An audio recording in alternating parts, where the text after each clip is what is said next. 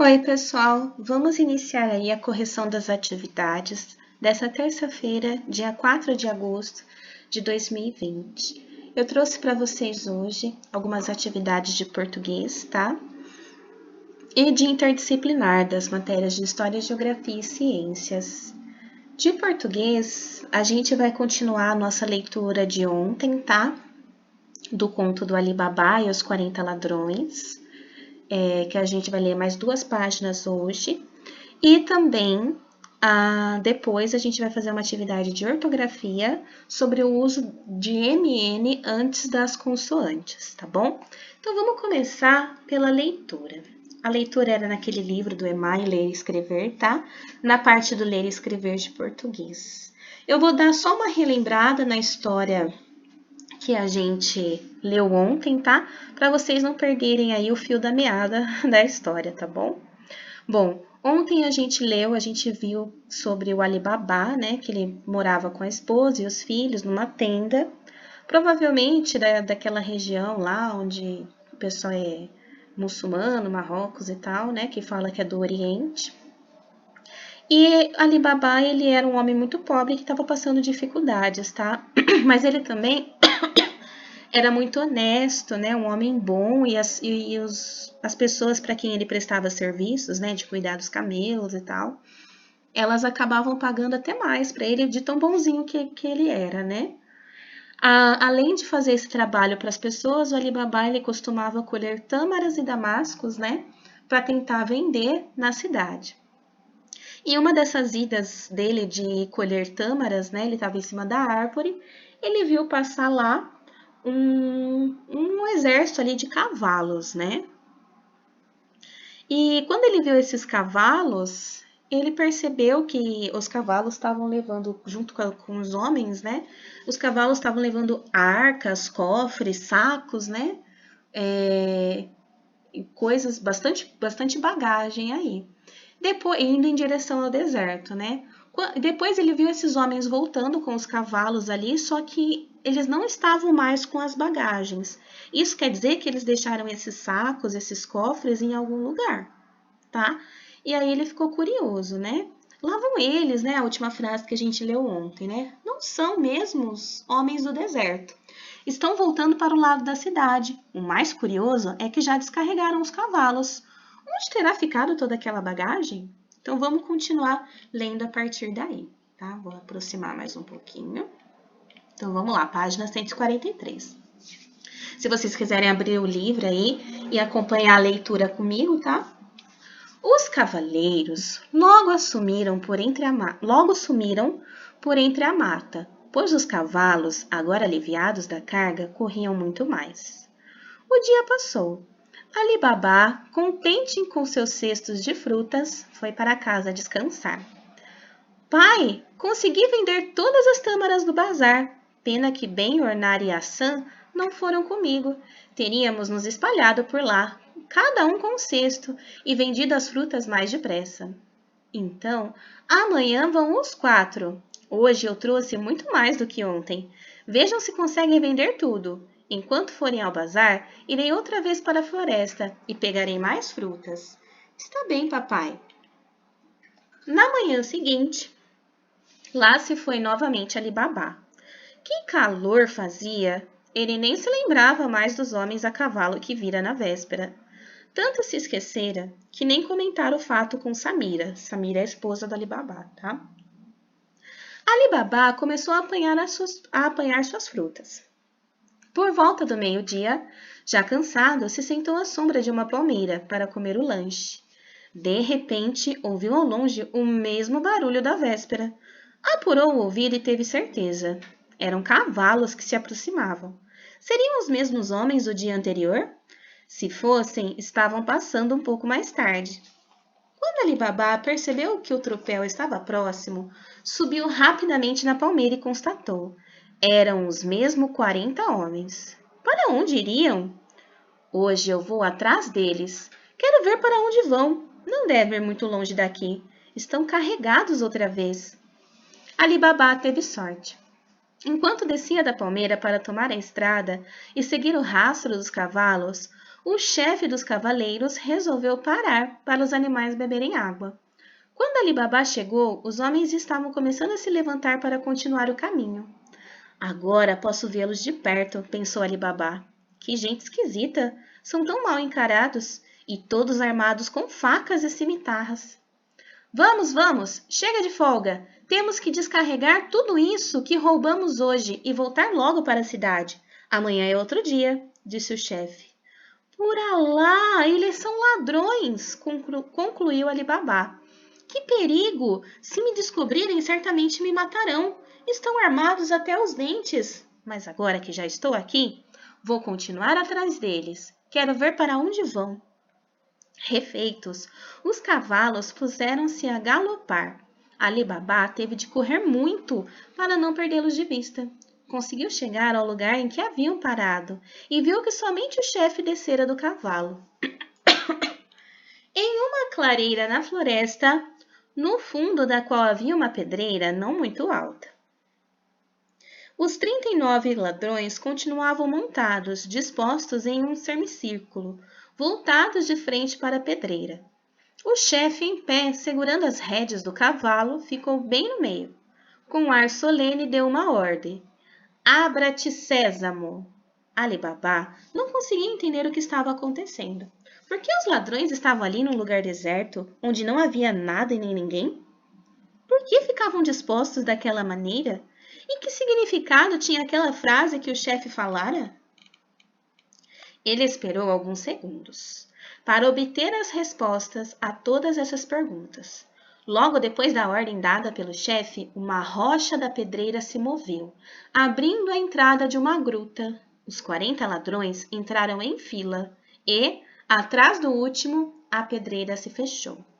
Não acredito no que estou vendo. Agora compreendo tudo. Eles devem guardar os objetos roubados dentro dessa gruta, que se abre e se fecha. Por isso, ontem os cavalos voltaram descarregados. Vou ficar escondida atrás dessa árvore. Eles terão de sair de dentro, pois acho que voltarão à cidade, decidiu Ali Baba. E esperou, até que ouviu o barulho da pedra se movendo. Aí vem eles, agitou-se Ali Baba. Já devem estar de saída. Vou prestar atenção para ver como fazem para fechar a entrada da gruta. Os ladrões saíram em fila. Dessa vez, o último foi o chefe. Bem, já estão todos prontos? Então vamos. E voltando-se para a grande pedra, falou: Fecha-te, sésamo! A pedra rolou direitinho, fechando a entrada do esconderijo. Os ladrões pegaram a mesma picada e, rapidamente, com seus cavalos a galope, desapareceram entre as árvores da floresta. Ali Baba esperou assentar a poeira levantada pelos animais e saiu de trás da árvore. Agora vou entrar lá. Direi as mesmas palavras do chefe dos ladrões. Sésamo deve ser o nome dessa pedreira. Será que ela me obedecerá? Ou será que só atende às ordens dele? Bem, vou experimentar. Vamos ver o que acontece. Colocando-se na mesma posição do ladrão, arriscou. Abre-te, sésamo! A grande pedra rolou, abrindo a entrada da gruta. Ali Baba entrou imediatamente e ficou maravilhado com o tesouro que lá havia. Que beleza! Quanto ouro! Quantas pedras preciosas! Quantas moedas! E pensar que há tanta gente pobre passando necessidades, sem casa, sem roupa, sem comida. De quem será que eles roubam tanta riqueza? Deve ser das caravanas. Ali Baba deu uma volta por dentro da gruta, que era iluminada por tochas. Quando já estava de saída, lembrou-se de que tinha preso na cintura o saquinho de pano, onde trouxeram os pedaços de pão para o almoço. E se eu levasse alguma dessas moedas de ouro em meu saquinho? Acho que os ladrões nem perceberiam. Eles têm tanto, mas isso seria roubo. Eu seria um ladrão, roubando ladrões. Depois, pensando na vida difícil da mulher e dos filhos, encheu seu saquinho com pesadas moedas de ouro e foi embora. Na saída, repetiu as palavras mágicas. Fecha-te, sésamo! Ali Baba voltou ao lugar onde estivera colhendo as frutas, pegou os cestos e foi para casa. No caminho, pensava nas moedas. que iria fazer com elas? O que será que ele vai fazer com essas moedas, né? Então, a leitura de hoje era até aí. Amanhã a gente continua. Vamos para a atividade de português, então. Ortografia. MN antes de consoante. Então, é o nosso livro de português aqui, tá? MN antes de consoante. Então, a gente tem os bichinhos aí que vocês tinham que pintar. Pinte de amarelo as figuras que tem no nome a letra M escrito antes de P e B. Pinte de verde as figuras que tem no nome a letra N escrita antes de consoante. Então, aqui a gente tem um tamanduá, uma lâmpada, uma pomba, elefante e gambá. O tamanduá e o elefante, vocês podem perceber aqui, ó, deixa eu riscar para vocês aqui, ó, que eles têm a letra N de navio, né? Antes da consoante. Já a lâmpada, a pomba e o gambá, tá? Eles têm a letra M de macaco antes de consoante. Então, essa é a regrinha do uso de MN antes de consoante. Eu só uso a letra M antes de P e B. Se for qualquer outra consoante, eu uso a letra N de navio, tá bom? Quando eu tenho esse som de tamândoa, pomba, tá? Você tem que ver aí através da consoante. Então, vamos pintar os bichinhos. Com a letra N, era para pintar de verde. Então, opa. O tamanduá é verdinho, vocês tinham que pintar de verde, né? O tamanduazinho de verde. Ai, ficou feio, vou pintar de novo. Esse meu lápis aqui dá trabalho, né? O de vocês vai ficar melhor pintado, né? Porque vocês vão caprichar. O outro que ia pintar de verde era o elefante, tá? Porque o fã aí era com N de navio, então era de verde também, tá? E com a letra M de macaco era de amarelo. Então, a lâmpada é amarelo, a pomba também dá para pintar de amarelo e o gambá também era para pintar de amarelo, tá? Quando tem essas atividades de pintar, eu percebo que muitos de vocês estão me mandando sem pintar. Lembra que eu falei a importância aí da memória visual, tá? Tem que fazer as atividades de pintura também. É uma forma da criança assimilar aí as regras, tá? Através da memória visual. 1. A Terra. Na aula de geografia, a professora pergunta: Joãozinho, me dê 3 fatos que comprovem que a Terra é redonda. Ele responde: Meu pai diz que é, o livro diz que é, e a senhora também.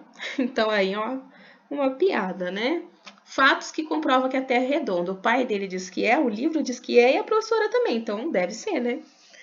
Sublinhe as palavras que têm MN antes de consoante. Então, são essas que estão com risquinho embaixo, tá? Pergunta, comprovem, redonda, responde também. Que consoantes aparecem depois da letra M, o P e o B, tá? Que consoantes aparecem depois da letra N de navio? As consoantes T e D. Você sabe quando se usa MN antes de consoante? Então, a resposta está aqui nesse textinho, tá? Aqui não precisava escrever nada, porque eles já deram a resposta aqui, ó. Usa-se a letra M antes das consoantes B e P. Exemplos: tromba, também, comprovem. Usa-se a letra N de navio, tá? Antes das outras consoantes, de todas as outras, tá? Exemplos: redonda, elefante, pergunta. Eu vi essa figura aqui, eu lembrei, quando eu aprendi essa regra para criança, a professora costumava falar assim, ó, o M é a mamãe, o P é o papai e o B é o bebê. O bebê sempre anda de mão dada com o papai e com a mamãe, tá bom? A mamãe sempre anda de mão dada com o papai e com o bebê.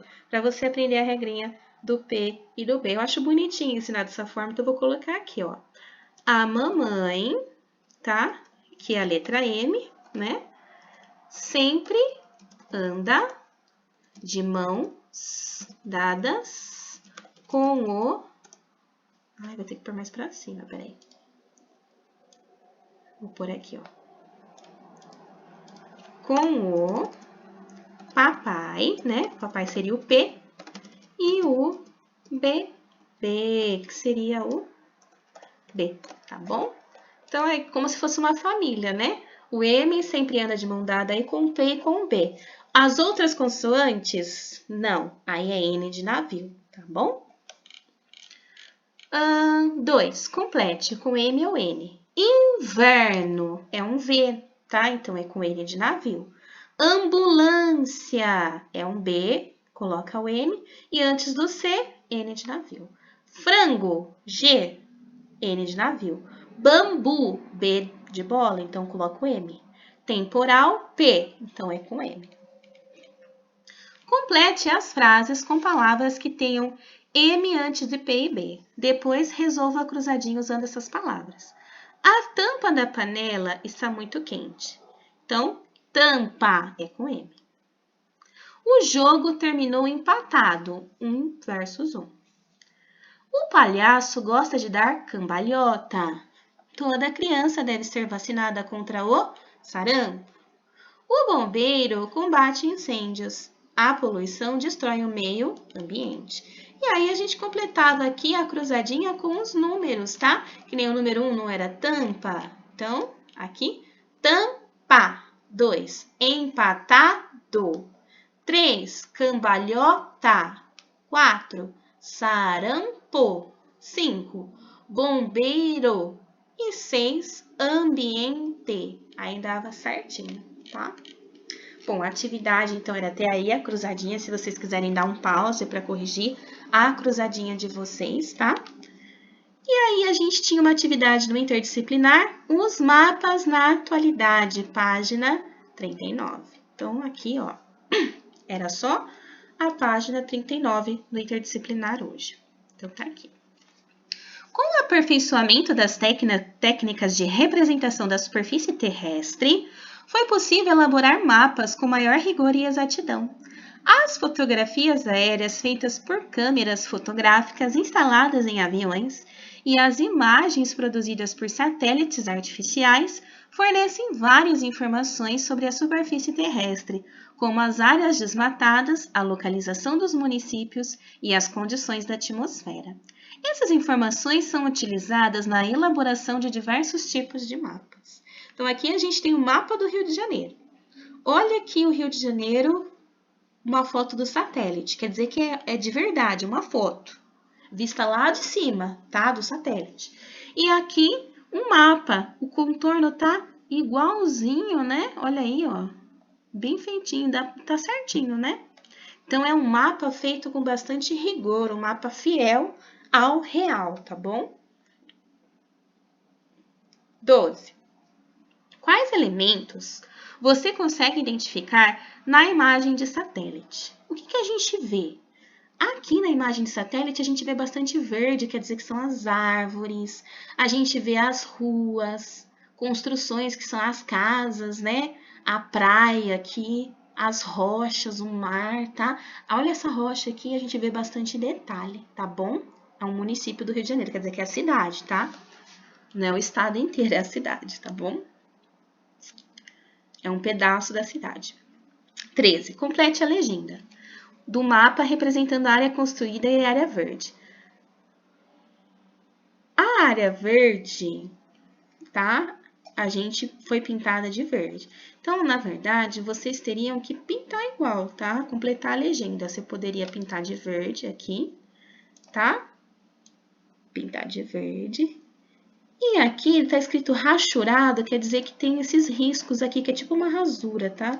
Então, vocês poderiam desenhar aí os risquinhos vermelhos aí, igual da legenda, né? Eles poderiam ter colocado uma cor mais fácil para vocês pintarem aqui, mas tudo bem, a gente faz o rachurado igual aí, tá? Então, a legenda ficaria assim, ó, área construída e a área verde, pintando de verde, tá bom? Todos os elementos que você identificou na imagem de satélite aparecem no mapa? Em sua opinião, por que isso aconteceu? A gente não vê no mapa aqui as casas, as rochas, tá? A gente vê a parte verde, a área construída, tá? Essa parte rachurada aqui do vermelhinho é a parte que tem construções, tá bom? E a parte verde. Então, vamos lá. Não, a resposta é não, não aparece todos os detalhes, tá? Pois o mapa apresenta apenas áreas sem detalhes específicos do satélite, tá? Então, o mapa ele vai apresentar mais a forma do município, ou quando representa um estado ou país, tá? Ele vai ter mais a parte do contorno. Para ver bonitinho assim, específicos detalhes, tá? Seria mais por foto mesmo, principalmente de satélite, tá bom? Então, quando a gente tem um mapa desenhado, ele só vai representar aí contornos, tá? Porque quando a gente vê mapas, né, ele não vai mostrar casinha por casinha que tem ali, tá bom? Então, essas foram as atividades do interdisciplinar e de português da atividade de hoje. Qualquer dúvida, então, é só mandar para mim. Um beijo, tchau!